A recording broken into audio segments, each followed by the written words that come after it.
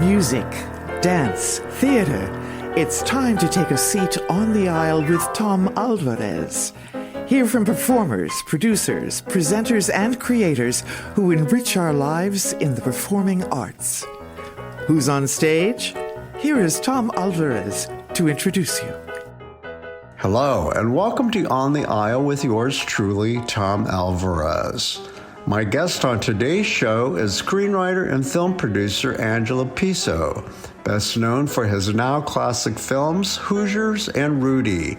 Join me now as I go on the aisle for my conversation with Angelo.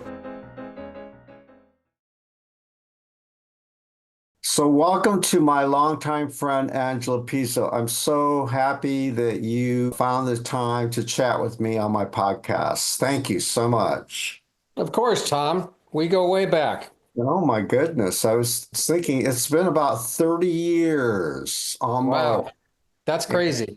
And we met because I reached out to you. At the time I was producing a documentary about James Dean. And Yeah. you were a participant, and it was called James Dean and Me. And by the way, it won an Emmy, and you may not know that it's on YouTube, and it's received, I don't know, over 500,000 views. So it lives on. And James Dean and Me referred to people who had a connection with James Dean. Right. And I felt at the time that you would be ideal. Well, number one, you were at the height of your fame because of Hoosiers and Rudy. And I mean, you know, what you represented in terms of being a fellow Hoosier and James Dean and all that. So it was a natural, and you were a great addition. Thank you. My pleasure. And so what was happening that year in 97? Was I right? Had you done both Hoosiers and Rudy by then? I think. Yes. Rudy came out in 94. Yeah, and you did both of those with David and Swall. I've got to ask, where is David? And have you guys, and we're going to get into your current project, but where is David? What happened to David? Well, David is retired. He lives in Bloomington. He actually lives about 2 miles from me. Wow, I didn't know that. Of course, your name came to mind recently because of all the attention was paid to Gene Hackman's unfortunate demise. Boy, that, I don't know about you, but that really haunts me, you know, the way in which he died and the circumstances around all that. So what are your thoughts about Gene Hackman? And if you will, share your experiences with him on the making of Hoosiers. And for those who don't know who Gene Hackman is, he was the star of Hoosiers, and he played the venerable coach, Norman Dale. And so talk about that, would you? Well, it was, there's a lot to talk about. I mean, just parenthetically, or as an aside, before I talk about Gene, it's interesting that there's a documentary that's being made on the making of Hoosiers. And it's going to be a pretty big deal. I know they have close to 1,000 hours of film already on this. And I don't want to say anything more about that with the financing company. It's a well-known financing company. It will definitely be out in the streaming marketplace sometime within the next 6 months. But boy, we spent a lot of time talking about Gene. And of course, after Gene passed, like 3 or 4 weeks ago, the request came in for both David and I to do interviews. I think collectively we did more than 20. So it was a ton of conversation about Gene.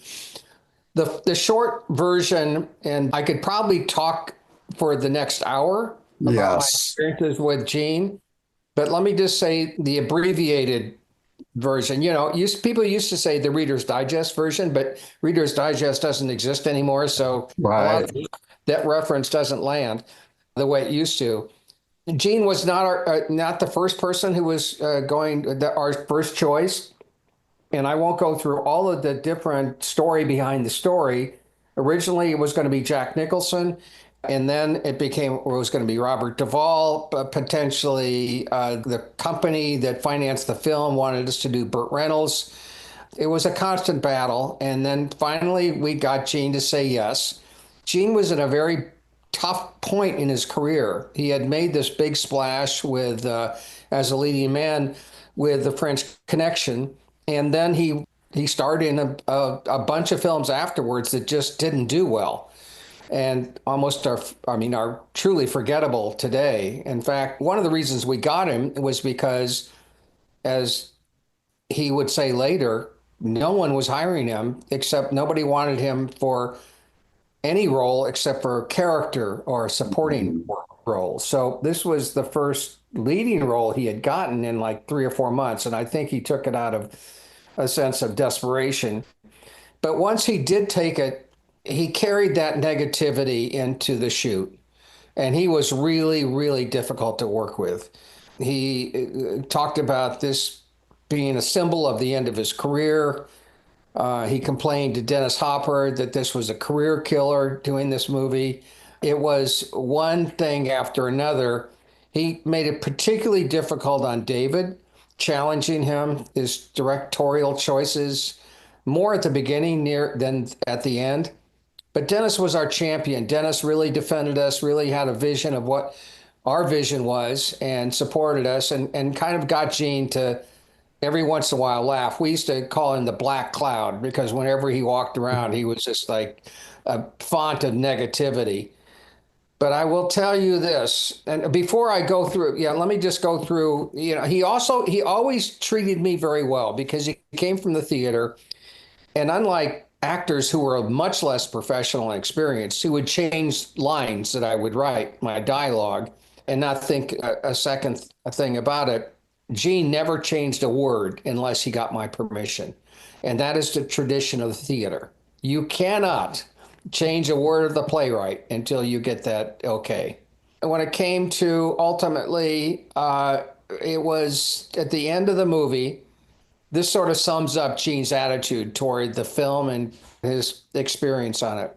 Actually, in his last shot, he got released and got a big applause.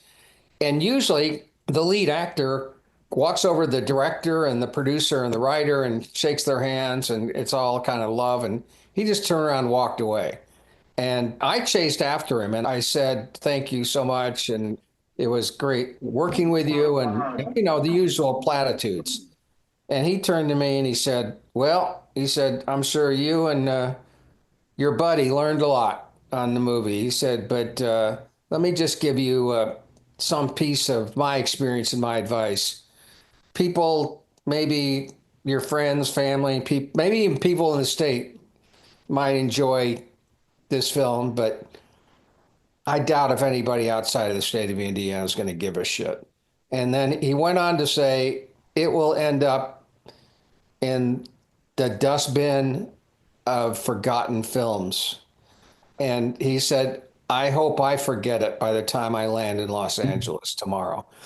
And that was it. So it was about 4 or 5 months later, and we were doing a lot of ADR, which is, additional dialogue, because we recorded a lot of his dialogue with crowds. So we need to loop him. And we got the word to his agent that we needed him in the studio, and his agent said, it's not likely he's coming.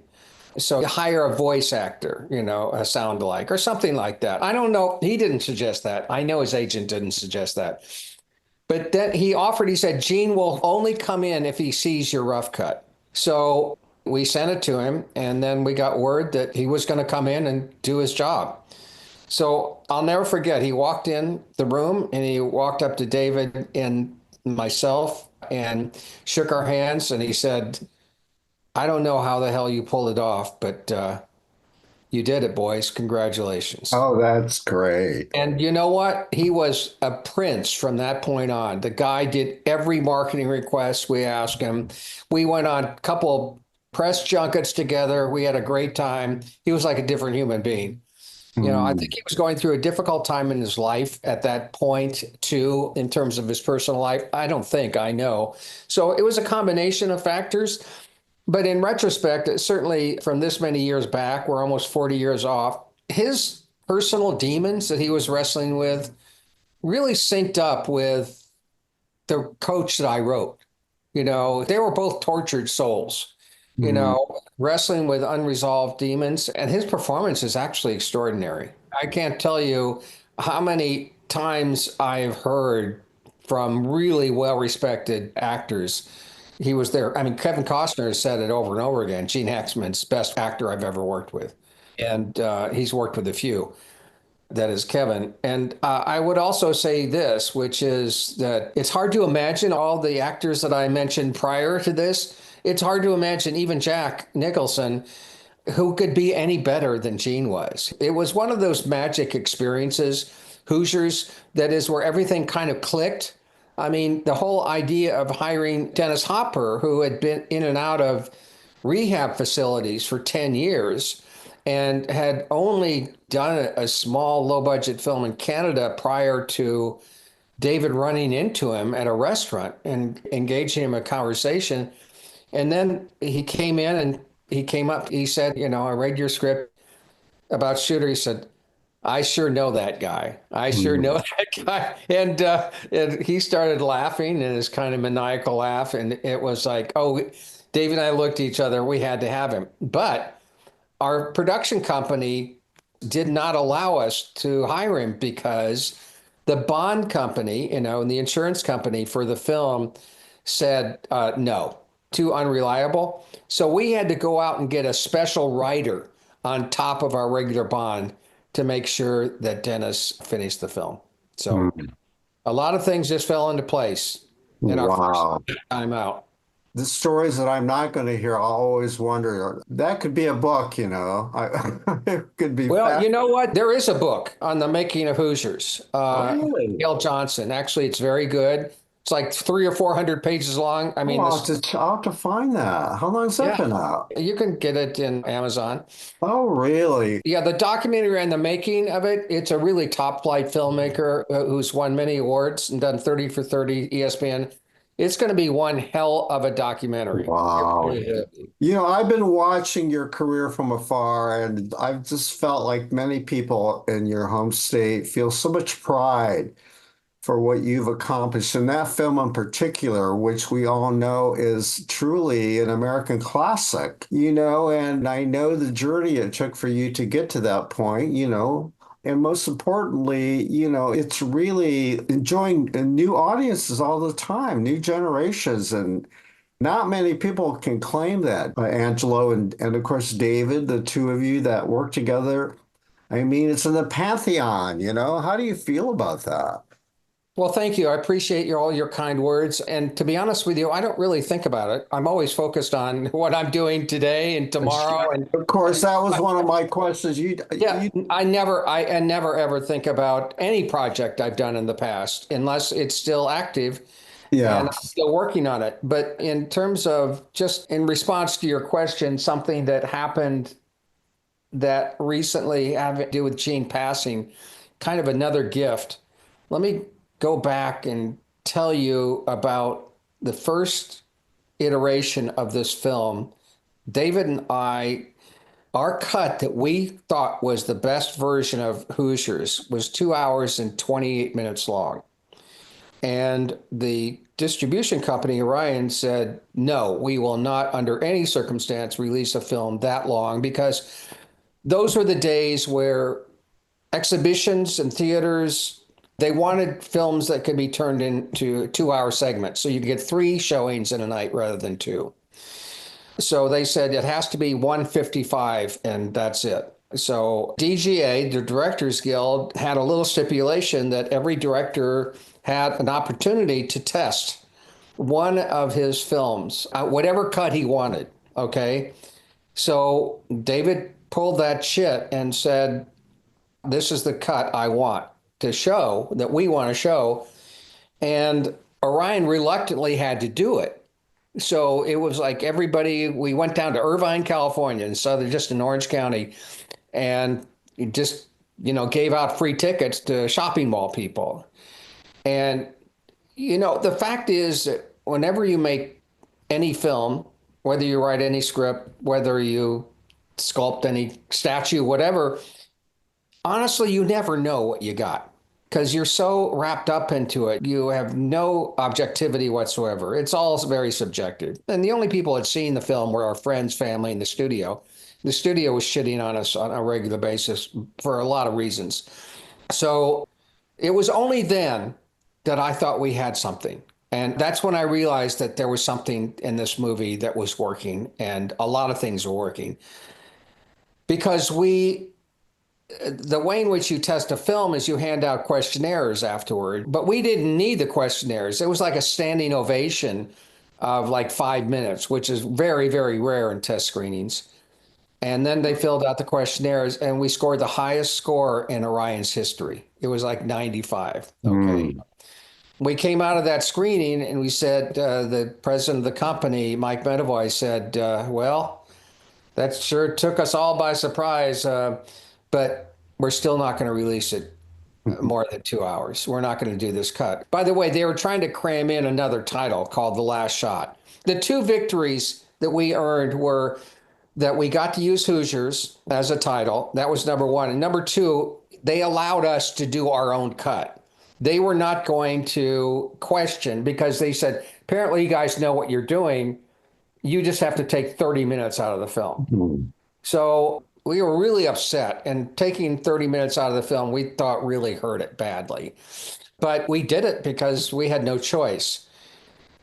20 years later, the 20th anniversary of the release of the movie, MGM now owns the rights, came to us and said, would you like to do a director's cut? And we were thrilled we could get our cut back in. The negative didn't exist anymore. The company that financed the film had gone bankrupt, and the negative was, God knows, sold for guitar picks or something. And we were just kind of despondent and depressed, and David called up the editor and said, do you have any idea where we could, any of the existing footage? Because this was way before digital. And he said, well, I think I got the old rough cut, which is like really rough, like film, with scratches in it and stuff that we worked on in my garage. And went back there, and it was that cut, the cut that we screened. And we asked MGM if they could do the color correction. The lab costs were like 50 grand or something like that to do it. Plus we had to hire a composer to score those 30 minutes as well. And that wouldn't be a problem. But the problem was that ultimately, I think the cost was actually closer to 100 grand, and they were uninterested. What they did allow us to do, which is, I guess, was the best we could hope for, is we took those 30 minutes and we put them on the second disc, separate from the rest of the film, and we did an audio commentary on why we wanted those scenes to be in the film and why we ultimately decided to take them out, because we had a gun to our head. But that was it. And I've told this story so many different times, so many different people.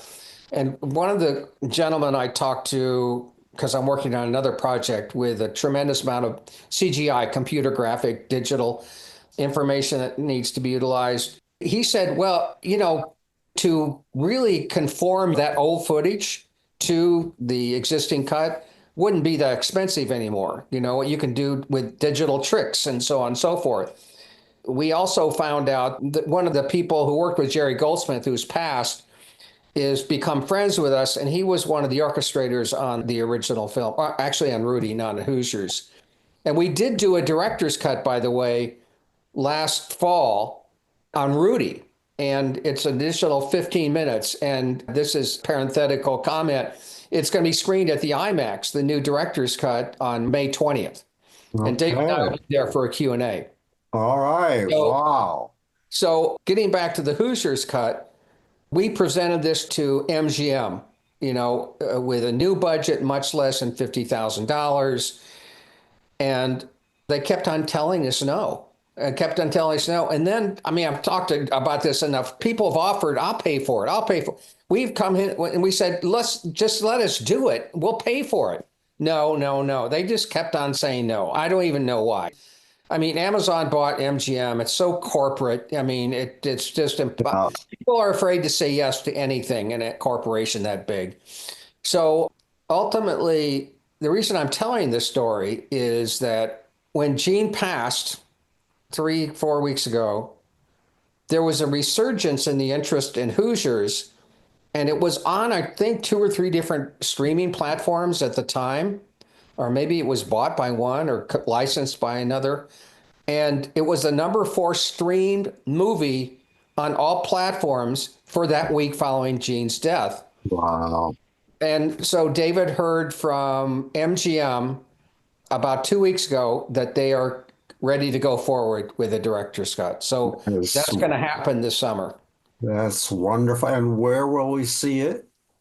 Well, it depends on the time frame, and also depends on their market research, because there's been some discussion about doing actually a release in selected domains on theatrically.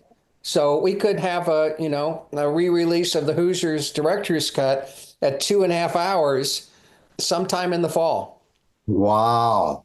Could you imagine what you've been through as young artists, and it took all Of this course work? not. You could never imagine anything like that. Who Yeah, could? but think about it. Don't you feel a sense of validation? I mean, it's just remarkable. What a remarkable story. I mean, this is like film history, for God's sake, you know? I'm curious, of course. I hope that you and David are still benefiting financially from all this drama. Not really. No? No, doesn't work that way. I mean, the residual deals that were made when we made that film, when the film was financed in 1985, I mean, we had never made a movie before. Sure. So I got paid like $50,000 for the script and practically nothing to produce it.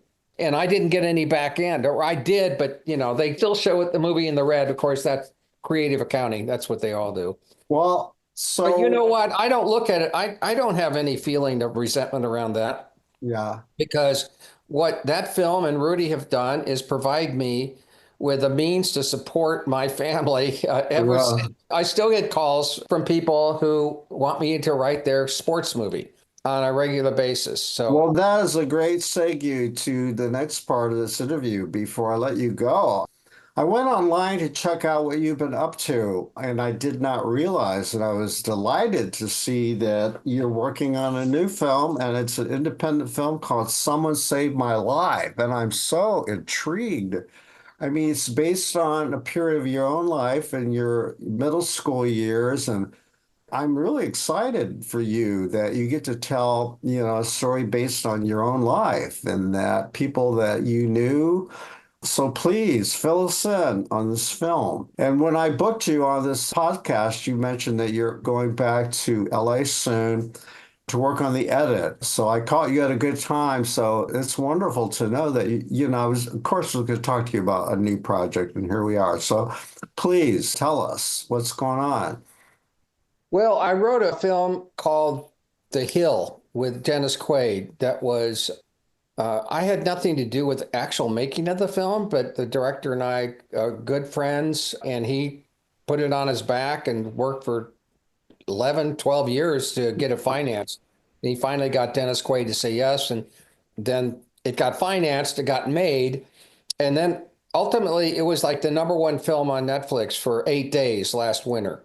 And Netflix had called my agent and asked me what I was doing. Again, tell me again what the name of the film was, please. The film was called The Hill, and I wrote and directed a film about 10 years ago called My All American in Texas.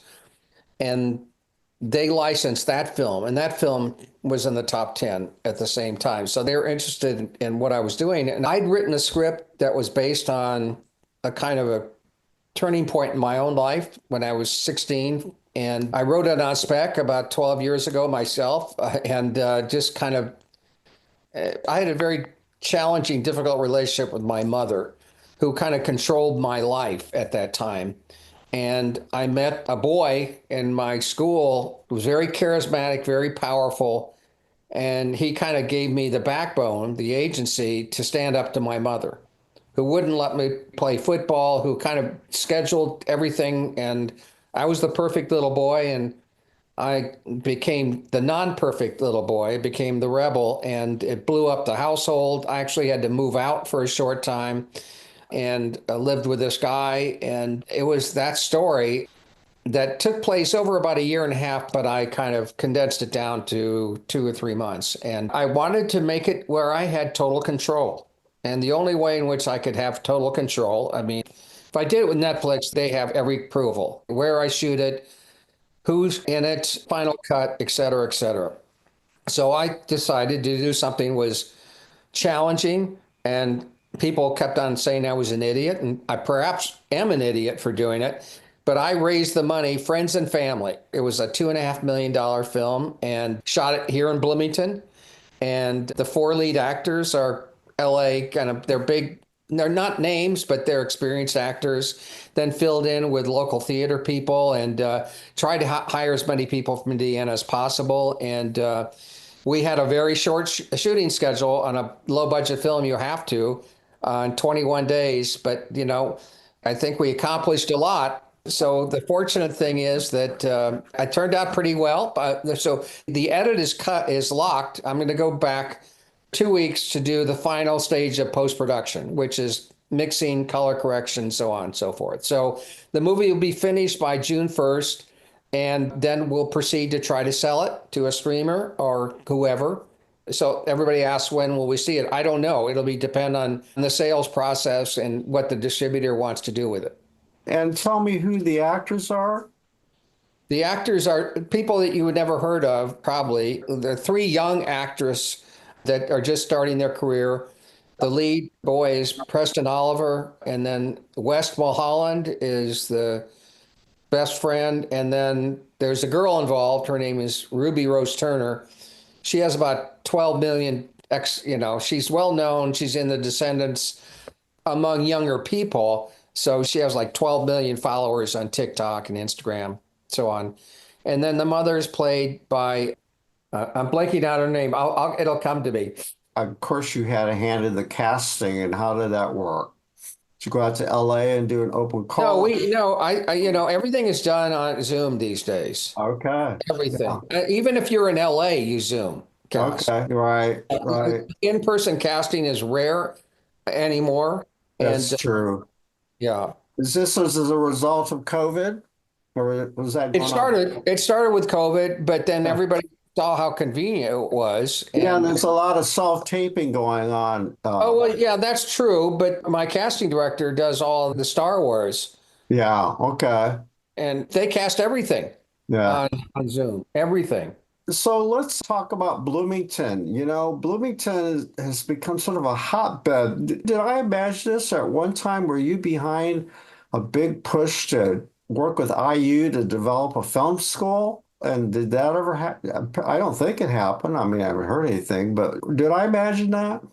No, you didn't. I was involved in trying to change the definition of what that school, because the film courses were kind of spread out among, I think at that time was radio and TV was actually, a department at one time. And there was theater, and the classes that were academic classes were in comparative literature department. And then, it was a kind of mess. So I wouldn't take credit for it, but I would say that I kept on pushing. You need to focus these disciplines into one school. And it's now called the media school. So we kind of collapsed radio and TV and journalism and took the courses from comparative literature and put it in one school. But it's still not a film school per se. I think that's coming. But what is film anymore anyway? Sure. So wasn't there also talk about building a studio down in Bloomington? That was never part of what I had in mind. Okay. Well, I wanted to mention to those listening that what I was referring to is that, of course, there is a film company, Pegasus, which you probably know all about, and the principals and all. And, they're churning out work, and I think they've got one coming up that's also sports related. Do you know about it? Yeah, you're talking about the Pegasus, the Little 500 film? Yeah. I don't know what happened. I thought they were supposed to shoot that this spring. I don't know what happened to them. Yeah. Well, it could happen to you. It sounds like, based on what I read, and I don't want to have you talk that much about it. I don't want to give it away, but I love the story that you're going to tell about your family, your mother. But are you pals with Jesse Eisenberger? I know him. I wouldn't call us pals. So you didn't cross paths in Bloomington? I mean, because he's a big supporter. I crossed paths with him many times. And did you know his wife's mother, Toby, and his father, Very well. Ben, by any chance? Yeah. Yeah, You know, very because well. Ben was the producer, Ben Stroud, Anna's father. Anna is, as you know, Jesse's wife. Ben, he was a producer on my James Dean documentary, and I gave him a Oh, break, really? got him in the business. So I have an indirect connection with the Eisenbergers. And so anyway, my point is that Bloomington, actually, a lot people don't realize that there are a lot of like really well-known people on the faculty or chosen to live in Bloomington. Bloomington's hot right now. You know, it always has been in terms of creatives, artists. It always has been. You forgot Mellencamp, for example. I was going to mention him, of course. Yeah, Yeah. and the music scene is great. The problem with establishing a serious film community is that you can't make bigger films here in Indiana because no tax credit. Well, I was going to ask you, I thought you might be involved in that push too to I've been change. involved in that. I've been involved in that push since 2007, and I Hmm. could, Tom, and you do not want me to talk Mhm. about where those tax credits are at this Mhm. very moment. I Sure. spent an entire day at the State House talking to various legislators and the governor and his chief of staff about these credits. So it's not really worth going into because Sure. nothing really successful has happened. Sure. Uh, and part of it is just a mishmash of the bill was passed. There was a bill that was passed 3 years ago, and they allocated $5 million in the IEDC to use for tax credits, which is not a lot, but it's something. And they set up Did the it office. help you in your Well, production? I got a tax credit. I will say that, but in going to collect it, it's a new regime. And I don't know if they're going to even honor it, though. So Hmm. it's a mess. It's a total mess. I In fact, after received. I get off the line with you, I'm going to talk to one of the legislators behind the original bill. I'll say one other thing. There is a really big movie that should be shot in Indiana, but won't be unless I can get a tax credit for it. Are you talking about perhaps, and I wondered what happened to it last time I heard anything was a few years back about the 500 movie you wrote. Is that what you're talking about? Next question. I can't Okay. talk, I Well, can't talk about I can't I will say I this. understand. There is a Okay. 500 But it was reported by the Indianapolis Star. They did an interview with you and they reported you had written a script about the 500-mile race. I've written 3 scripts about the 500-mile race. The script that you're talking about is about the first Indianapolis 500 in 1911. Gotcha. The origin story. It's about Carl Fisher, and that's a movie that has been almost financed and then fell apart, almost financed, fell apart. It's always been on the brink. It's on the brink again. But if we do finally get the financing, unless we get a break, an executive order of some such, or the legislature supports a tax break, we're going to have to shoot it somewhere else. Yeah, God, don't you hate that? So many Yeah, I hate it. movies have been shot in Toronto and Pittsburgh. It's supposed to be Indiana, The Fault of the Stars. I got an email recently from, some activists, and they've been at a long time. We have a very active production company here in Indy. And actually, there are actually quite a few people who moved back because of COVID from Los Angeles and stay here, but they had to go back because they couldn't get work because of the lack of support by our state. I can tell you that I've testified in front of the Ways and Means Committee 5 times over the last 20 years. And that's one of the things that I push, which is that the economic impact is manifold. And you can't really create a film community without the crew, and the crew can't live here unless they have work. So you end up having to go to Cincinnati, which we're surrounded by states that have 30% tax credits. Hmm. Ohio, Kentucky, and Illinois. So Hmm. there's a great crew base, of course, in Chicago, great crew base in Cincinnati. In fact, I had to pull a couple of keys from Cincinnati because I couldn't find good Hmm. enough in Indianapolis. So it's a challenge to make a movie here, even if you got a tax credit. So it's tough. And it's frustrating that the legislature keeps on dragging their feet on this issue, whereas more and more states are instituting tax credits. And Well, it's always amazed me and left me wondering for politicians who care about the bottom line and Yeah, but profit. there's It just also a makes, built-in bias toward Hollywood, that yeah. liberals and Oh, yeah. it's a There's red that state, too. and that's been part of the problem. But I keep on pointing out Kentucky and Georgia aren't exactly bastions of liberalism. They're Yeah. Georgia did $4.2 billion worth of business in the Well, film. one could argue that Jane Fonda did us no favors by criticizing. You're going way back. I think a lot of these legislators Well, are not. no, her Oscar speech is what I'm talking about. Yeah, that's too long She's ago. still There's other symbol. reasons. There's other reasons. Yeah. Are you continually writing scripts, by the way? I wouldn't say continually writing. The projects I'm involved with now that have activity around them are scripts that I've written over the course of the last 10 years. What I am retired from is writing original scripts that people hire me to write. In other words, I turn everything down. I don't have any interest in doing sports anymore, other than the scripts I've already written. You wrote one time, though, or you did an interview one time when you said that, at one point you become pigeonholed, but then you decide, what the hell? I'm just going to like embrace Yeah, this and make some money and then move on. So obviously, at some point, you said enough is enough, right? yeah, I did. Although I still dabble in it I supervise other writers. I get hired as a consultant on sports films, but I don't do actual writing. I'm not a writer for hire for anybody else. I turn down everything because if you're a writer, I don't care what stature you have, you're dependent on, I become very close to every script I ever write. And what happens is you turn it over to someone who, it doesn't matter how well intentioned they are, how many great meetings you have, they're going to say, well, I had something else in mind and I'm going to bring in another writer. So it's like, it breaks your heart.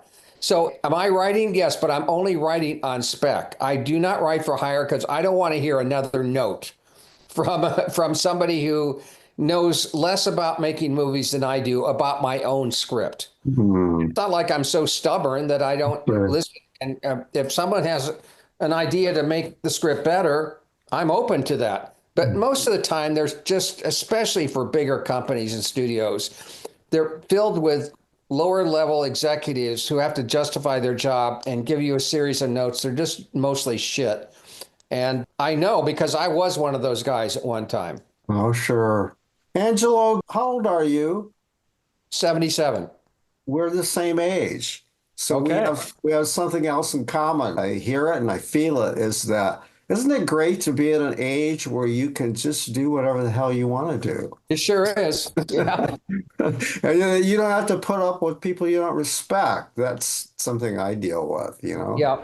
That's right. And the experience and all the wisdom, all that kind of stuff too. I mean, I embrace my age. I'm still active, very much so. I still have something to say, and I'm thrilled that you still have something to say. The thing about this film, though, that captivates me, do you feel that this film truly is it a catharsis for you to let go of those demons, if you will, the things that you lived through growing up in those years? I thought it would when I originally wrote the script.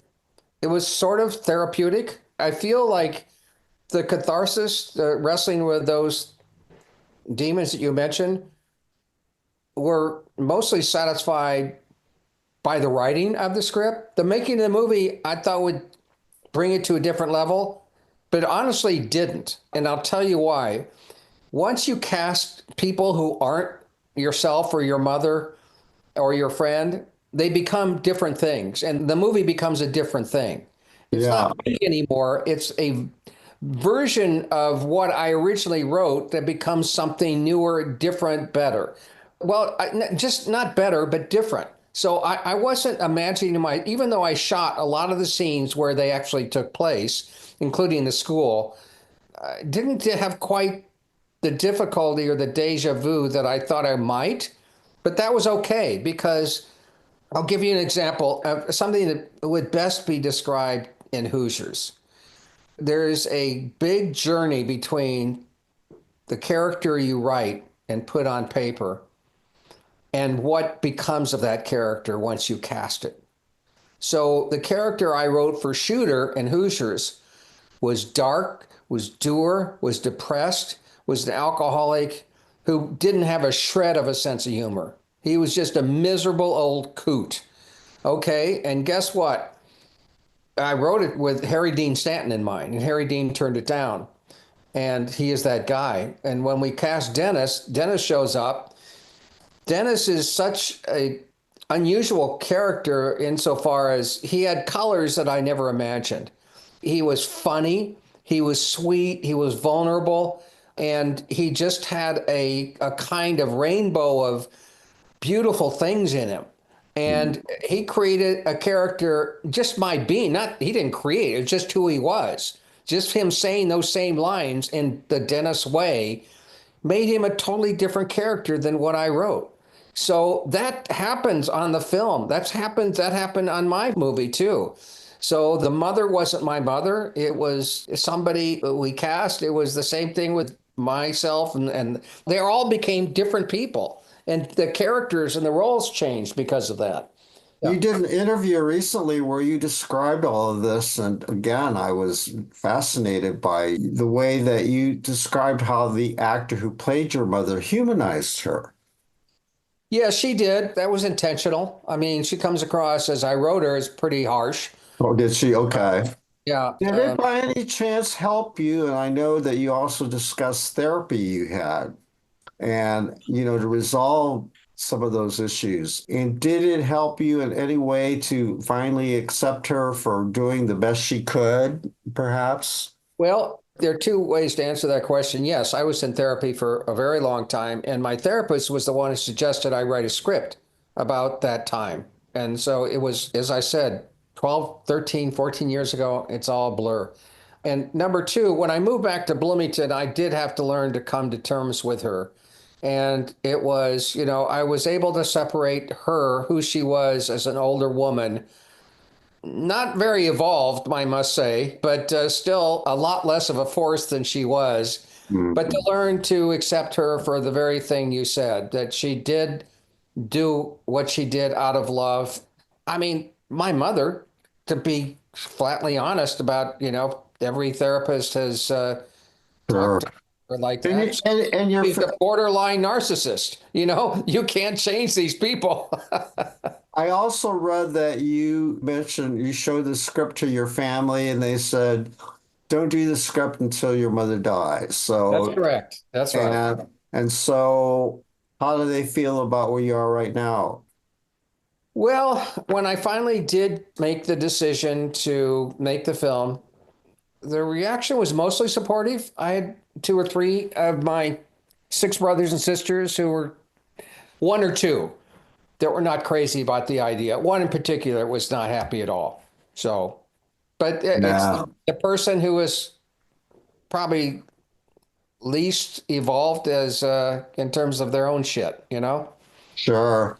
So there's always that matter when you're an artist at your level that there are a lot of people involved who don't want you to air the dirty laundry, even if the names are changed and whatever. So yeah, I mean, it's very clear who these people are. I mean, there's no getting around it. So I want to hear about your family, your boys. Are either of them artists or?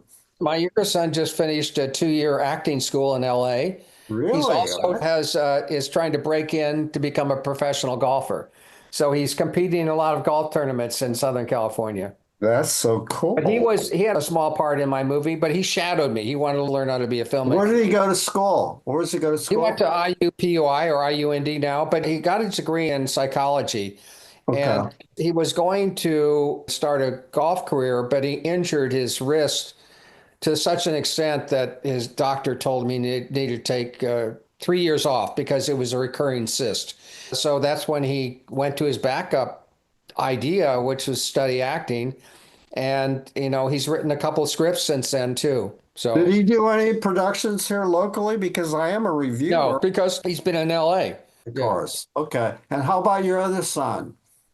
My other son he's creative. He does music, music videos, hip hop, rap, those kind of things, and he shoots them as well. And yeah, he's involved with a farming system up in Michigan that creates, some interesting. Any grandkids yet?